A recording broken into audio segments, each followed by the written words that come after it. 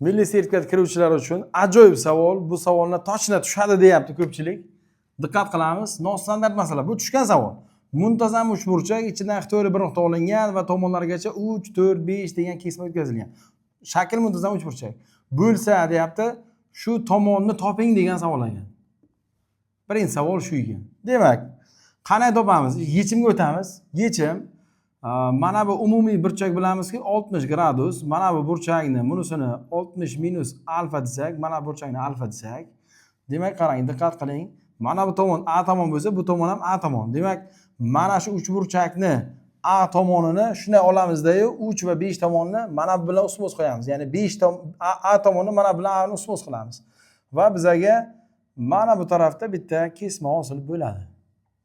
Ya'ni mana bu 60 minus alfa mana bu yerga ko'chadi. 60 minus alfa ko'chadi. Demak, qarang, 60 minus alfa qilib turgan tomonimiz 5 va A bo'ladigan bo'lsa, mana bu A bilan bu A ustma tushgan bo'lsa, demak o'z-o'zidan mana bu tomon 5 ekanligi keladi. 60 minus alfa qarshisidagi tomon 3 bo'ladigan bo'lsa, demak mana bu tomon 3 ekan. Endi diqqat qiling, mana bu burchak bizaga 60 gradusni beradi. Chunki alfa bilan 60 minus alfani yig'insa 60 beradi. Mana bu chiziq P desak, mana bu nuqtamiz P' bo'ladi. Ya'ni shu narsa ko'chirdik u tomonga qarab. Demak, buni tutashtirganimizda bizaga mana bu tomon 5, bu tomon 5, burchak 60 gradus. Demak, mana P' bizaga 5 ekanligi keladi. Ya'ni muntazam uchburchakning tomonlari burchak olmish 5 5.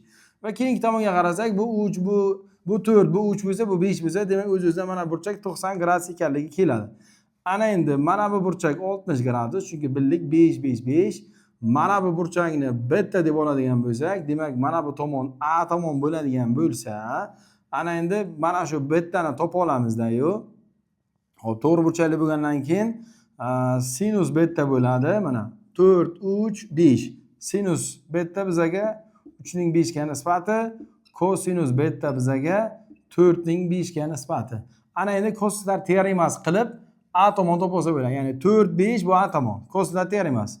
Demak, A kvadrat teng bo'ladi 4 kvadrat qo'shilgan 5 kvadrat ayrilgan 2 kara 4 kara 5 ko'paytirilgan kosinus 60 qo'shilgan alfa deb olamiz. Davom etamiz. Bu 16 qo'shilgan 25 ayrilgan 2 kara 4 kara 5 ko'paytirilgan 10 chiqsa, buni battasini 2 ko'paytirilgan kosinus alfa, kosinus beta ekan. Kosinus beta, shundan beta bitta. Ayrilgan ayrilgan 3 sinus beta bilan. Shundan ayrilgan hisoblasak qilib ayrilgan qilib bo'ladi. Qilib bo'ladi.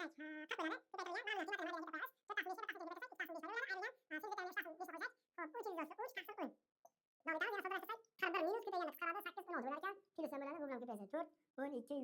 ko'paytirilgan yana ham soddalashsa ikkalasini ayirsa 25 bo'ladi.